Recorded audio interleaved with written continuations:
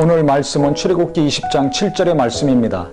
너는 네 하나님 여호와의 이름을 망령되게 부르지 말라. 여호와는 그의 이름을 망령되게 부르는 자를 죄 없다 하지 아니하리라. 세 번째 계명, 하나님의 이름을 망령되이, 즉 함부로 일컫지 말아라, 부르지 말아라 말씀하셨습니다. 즉 하나님과 하나님의 이름을 동격으로 여기셨습니다.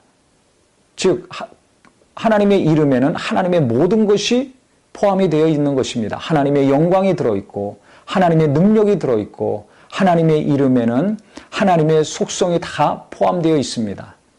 누군가 내 이름을 부르면서 욕을 한다거나 비난하면 그 사람이 굉장히 큰 상처를 받죠.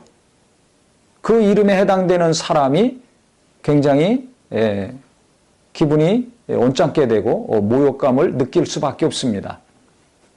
마찬가지입니다.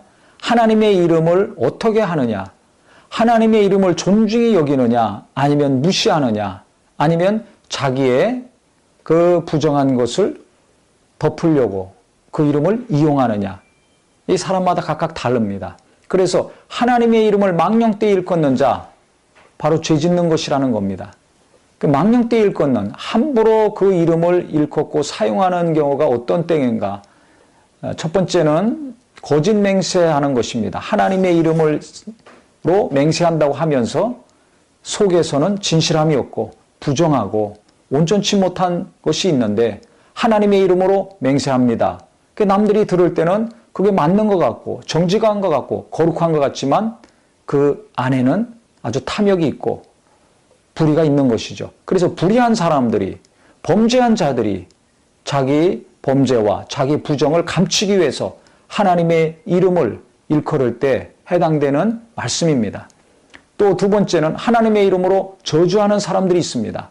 미워가지고 분노가 일어나가지고 하나님의 이름으로 누군가를 저주할 때 이게 망령되이 일컫는 것입니다. 자기 마음에 안 맞는다고 자기 분에 겨워가지고 누군가를 저주한다면 하나님이 기뻐하시겠습니까? 그렇기 때문에 하나님의 이름을 함부로 자기 유익을 위해서, 자기 감정을 위해서 사용하면 안 됩니다. 그래서 자기 부정을 모면하기 위해서, 자기의 잘못된 것을 감추기 위해서 하나님의 이름을 사용한다거나 또 남에게 손해를 끼치고 남에게 타격을 주기 위해서 하나님의 이름으로 저주한다거나 하면은 하나님이 바로 분명히 말씀하시기를 죄 없다 하지 아니하리라, 죄로 취급하신다는 것입니다. 그래서 우리가 하나님의 이름을 존중히 여기는 거 너무나 중요합니다. 예수님이 이 땅에 오셨을 때도 내 이름으로 무엇이든지 기도해라. 그러면 내가 시행하리니 이는 아들로 인하여 아버지가 영광 받으시게 하려 함이라 그랬습니다. 왜 예수님 이름으로 기도할 때 예수님이 그 기도를 이루시는가?